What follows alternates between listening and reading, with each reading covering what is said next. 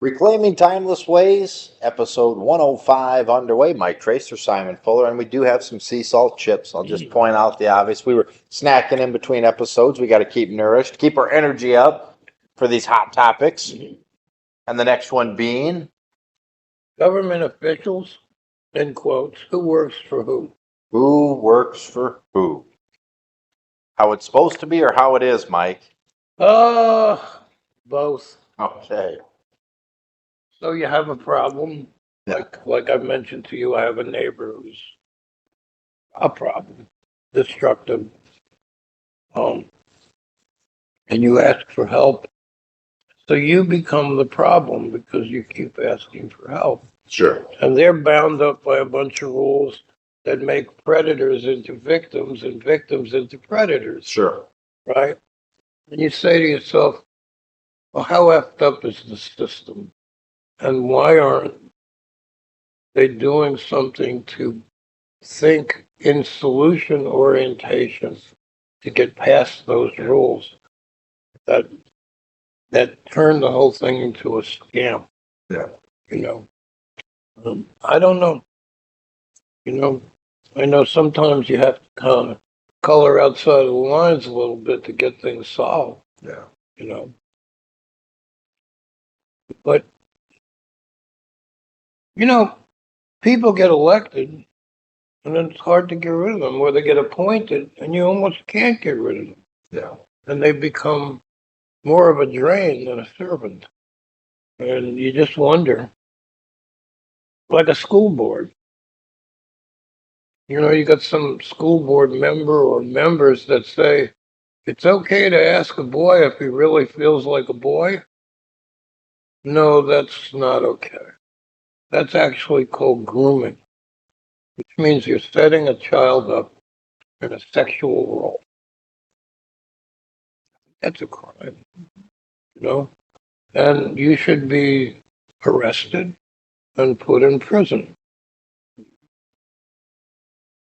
And I'll say it to your face. Right. More than once. Yeah. It was an interesting thing. It's kind of a side note. They found that if there was a person in a crime scene and they asked them to describe the crime scene, it was very easy to suggest things in the scene that didn't happen. Absolutely. Right? Like how many chairs were in the room? Maybe there weren't any. But you just put... Do you remember that lady that was there? Right. Or was there a lady there? Yeah. Right? Now they're desperately trying to please you and fill that in, and they're anxious. Like, oh, I have to remember the woman. There must be a woman because they asked me. And I'm not doing a good job if I don't. So they invent one. And if you think about it, we dream, right? Right. So when we dream, we literally create we make a collage of things that we've seen, but we also create places we haven't seen. Right. We create faces we haven't met. Right. And it's like, or personalities or circumstances, Right. And so if you can do that in your unconscious, in your mind, you're still in your mind when you're conscious, the same mind. Right? Why can't you do it when you're awake? Yeah. You can. Yeah. So if I say to a girl, well, do you really feel like a girl? Or do you sometimes wonder, did I get put in the right body or was this a mistake? What's the difference between that and who was that woman who tell me about the chair?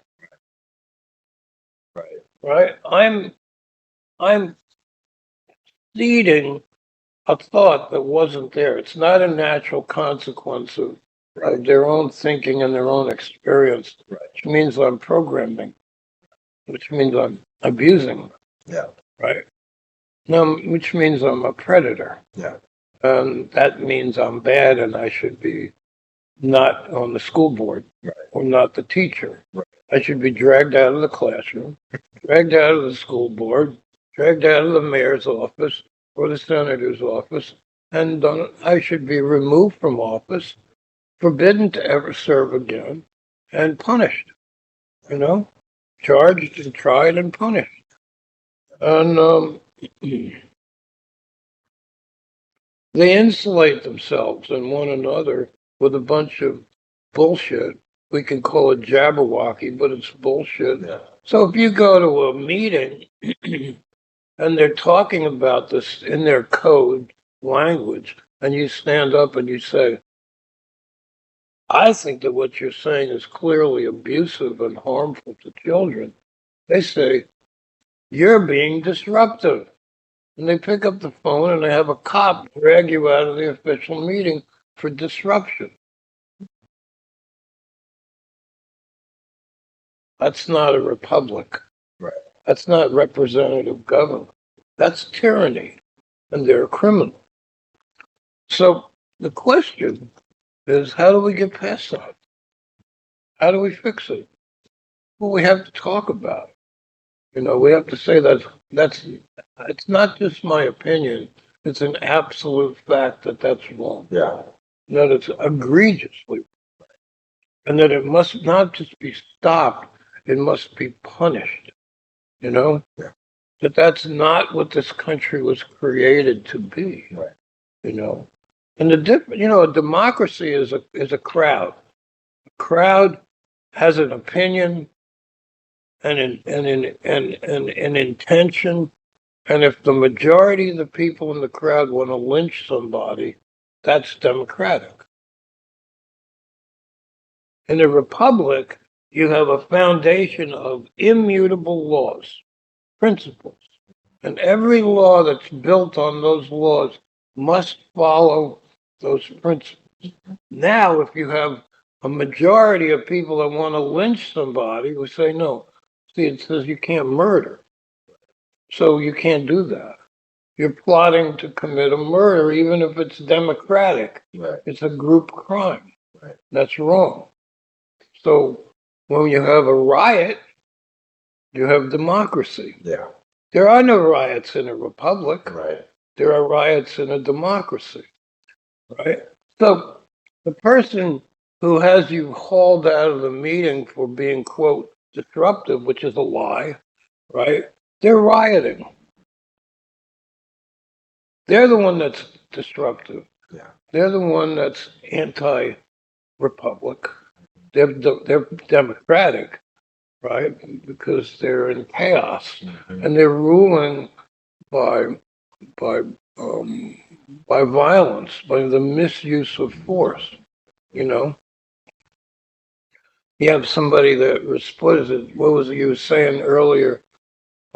With great power comes great responsibility. So when George Foreman, a beautiful soul who we lost recently, so sad, when he walked down the street, he didn't terrorize people. Right. He was a gentleman. He was a kind and loving man. See, so if you have a government official who's not truly in a state of awe and deep respect for the meaning and power of their position, they don't belong there. Right. They're dangerous and they will do harm. Yeah. And it's like a tick in the skin. It needs to be dug out. Yeah. You can't be nice to it. Right. You can't fix it. It's a tick. Right. Or a pet rattlesnake. I'm going to pet it and it's going to love me. Yeah. No, it won't. It's interesting when you looked at Trump's first term, he picked people like an attorney general or two and others who he trusted, and they were already ticks dug into the system, right? Feeding off very deeply corrupted. Trump lacked that knowledge. He was innocent in that way, so he made some terrible choices, and he's being smarter now. I don't think he's perfect, but I think he's trying.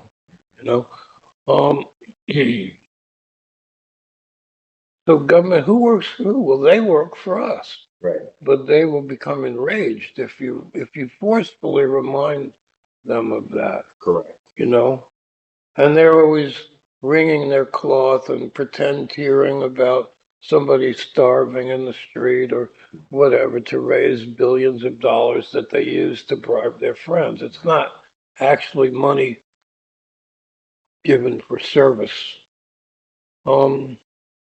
I think what you have to do, I called up, there's a radio station once, and this is an analogy.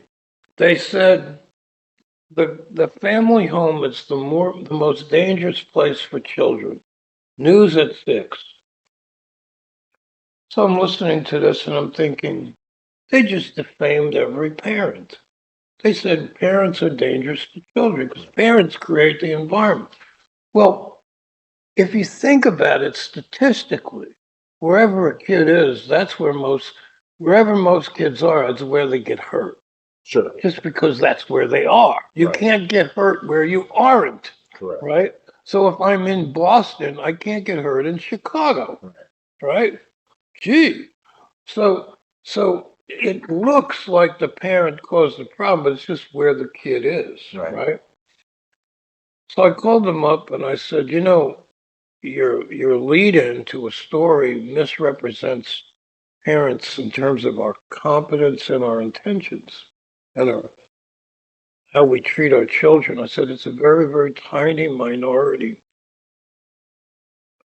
of people who abuse their kids, and they're repeat offenders. Right. So what happens, and most kids that get hurt by accident. Correct. Right. So if you have 100 kids getting hurt, probably 90 of them fell off the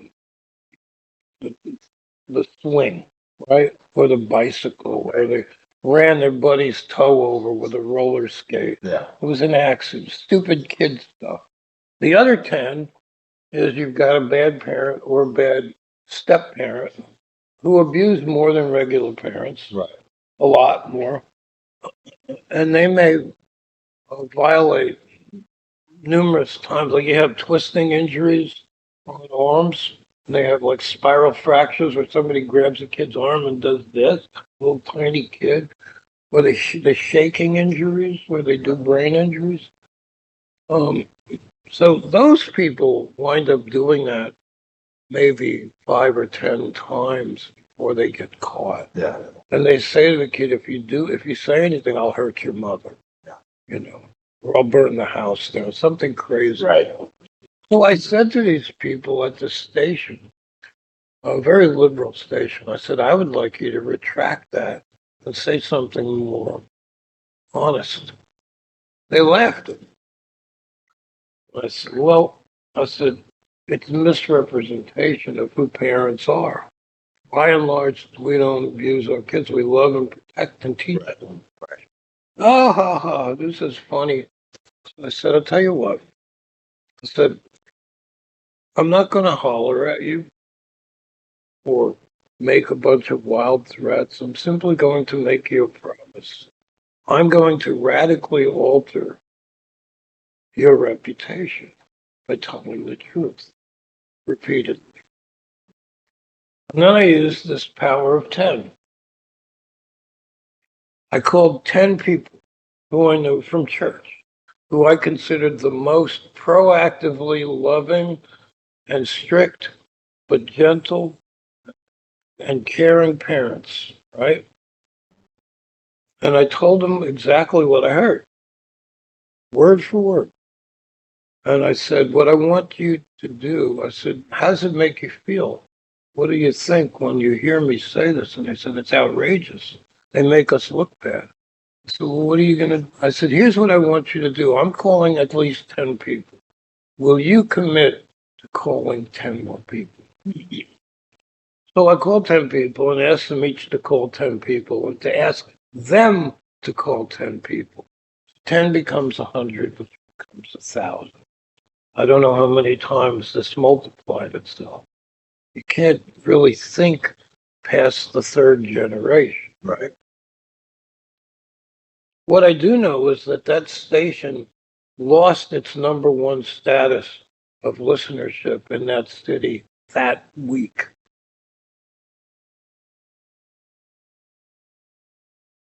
Ultimate left-wing liars who wanted to defame parents. Well, what happens when you defame parents? Then the government becomes the parent.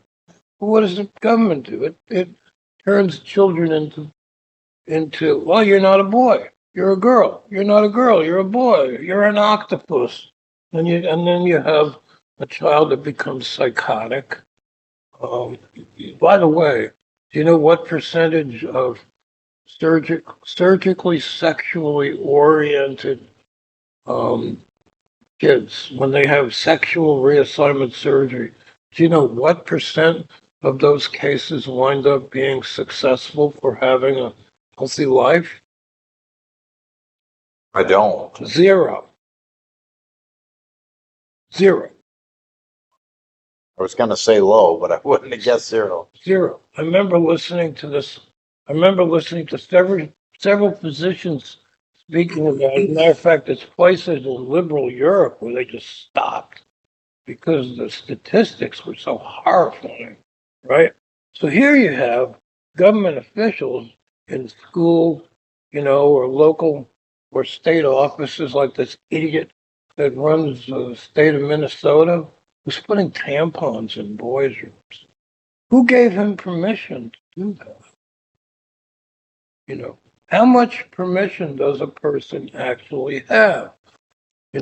So the other side of the story is if a TV station or a radio station or a newspaper or a magazine is doing something good, you can use that same power of 10 to say, hey, look what KCHE has done. Yeah. They're doing some good. It's not just to tear somebody down. Right. It's the appropriate, truthful use of communication to reward responsible behavior and to punish destructive behavior. So I didn't want to leave that unsaid Yeah. because obviously you're invested. Sure. And also because it's true. Yeah. So if you only talk about what's wrong, but you never talk about what's right, does that make you out of balance?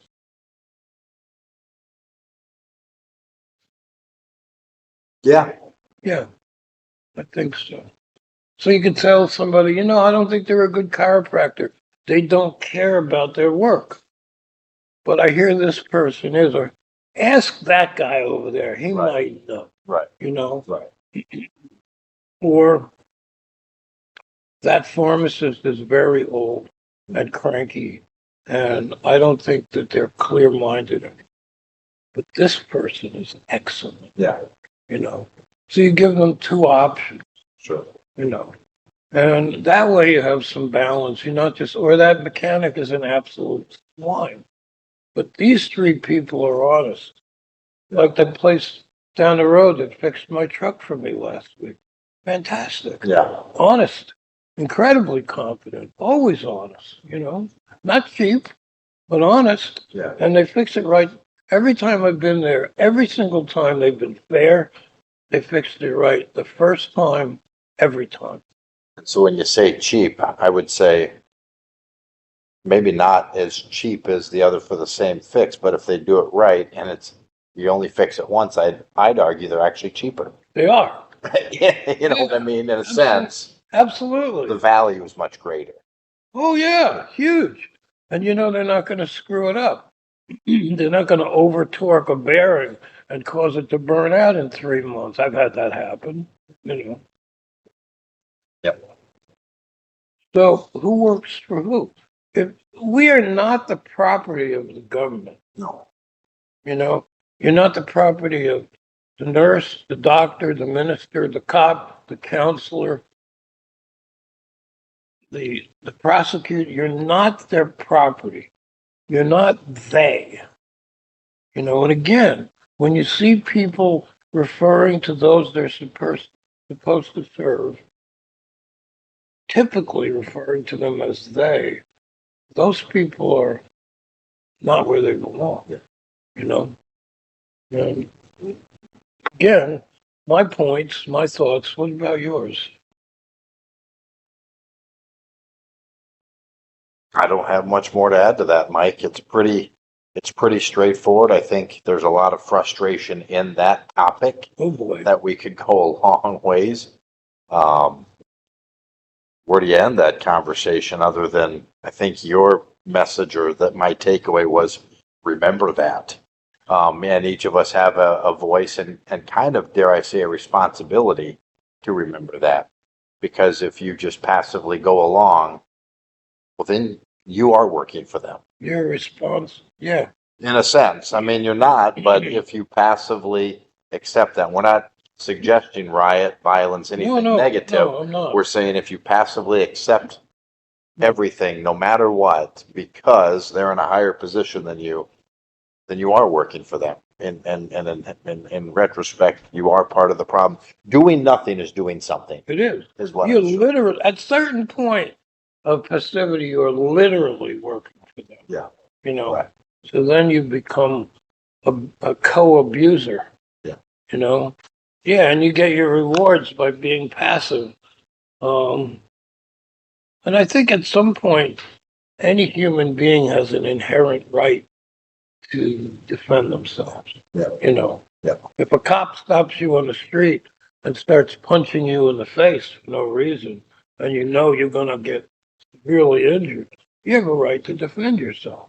Now, that's tricky. That's a slippery slope, Very slippery. right? And am I saying you Could should get punch? you shot. Huh? Could get you shot. Could get you easily shot, you know, by them or their three buddies because they protect each other, maybe sometimes mindlessly, not always. And I'm not suggesting that cops are bad people or mindless as a rule. But, you know, or if a teacher says you're an irresponsible or abusive parent, but they have a political agenda. They want to pervert your child. So they're going to weaponize your child against you. Now, if you're passive with that, you're helping them to accomplish that end, you know? Yep. I think there's a point, and this is maybe a little bit difficult to swallow, but I think there's a point where if anybody's behavior is sufficiently egregious, that normal citizens should have the right to make a citizen's arrest on anyone without exception. Otherwise, we are victims of a revolution.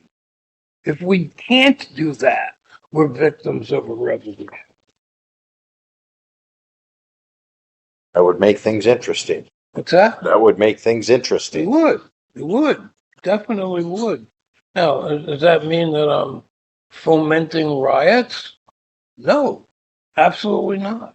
What I'm saying is there is the rare instance, or unusual, it's not rare anymore, where somebody is abusing people. Yeah, sure. Right? That's absolutely true. And they need to be stopped. Yeah. And I believe that a citizen's right to arrest is a sacred right, you know, and then nobody should be above that. Yeah. But it should be done with great discretion. You know? And that's about all I have to say about that. I think that's a scary idea for most people. What's scary is, Mike, about that, because I'll tell you my reaction Right. is, and this could go hours and hours Sure. on a conversation, and Right. you'd have to write the laws, but putting that responsibility in some people, I see as very, very, that work really, really well. Right. And then I see other people and saying, giving them in their minds that authority Right. would be very, very dangerous. Oh, they would absolutely use it with criminal intent. Correct. And so it Yeah. goes back to intent. There you said Yeah. it, intentions. But Um, with that said, we have a First Amendment, the right to freedom of speech, Yeah. and we have a Second Amendment, the right to keep and bear arms. So using that same logic, you say, well, therefore we shouldn't have those two freedoms because some people are going to misuse them. And then True. what do you have? Then you have a overt tyranny. Yeah. So how do you? So we live in a country where we no longer are taught civics, Yeah. no longer taught responsibility, where a kid with a BB gun is suspect Yeah. to criminal behavior instead of he's going to play target shooting, down by the oak tree. Right. The sheriff arrests him instead of waving at him. Hey, Tommy, how you doing? Everything okay? Nice to see you. So yeah, we live in a degraded society. Do we have the ability to pull it back? Even a little. Sure we do. Don't know if we will. I think prayer is your answer to that one. Yeah. Prayer and what did you say? 5 words, Mike? Do Do that which is right. Right? I mean, those 2 things alone could go a long way. Yeah. Want to talk about the power of 10? Get 10 people to buy into that. Yeah. Those 5 words. Uh-huh. Those 5 words, and it would absolutely make a move, just like it did to those ratings. They actually banned me from calling their station because you had to call from the neighbor's phone. Yeah. Well, they had a talk show, and the MC who wound up doing some government job was giving people bad medical information, and I called him up and humiliated him because he was scaring people about rabies shots. And I said, you're giving bad information. You don't know what you're talking about. I'm a licensed nurse. I do know about this. And I said, you're going to scare people so that a kid's going to get bit and not tell his parents. That's going to be on you. Yeah. So they forbade me to call their station. So the guy from an opposite station called me up at home. We were kind of friendly. And he goes, well done. It was really funny. We might have to forbid Mike from this pretty soon. What's that? I said we might have to forbid Mike from this show pretty soon. I would. That'd throw me out right now. And that's a wrap. Yeah. Have a wonderful day from Reclaiming Timeless Ways to you.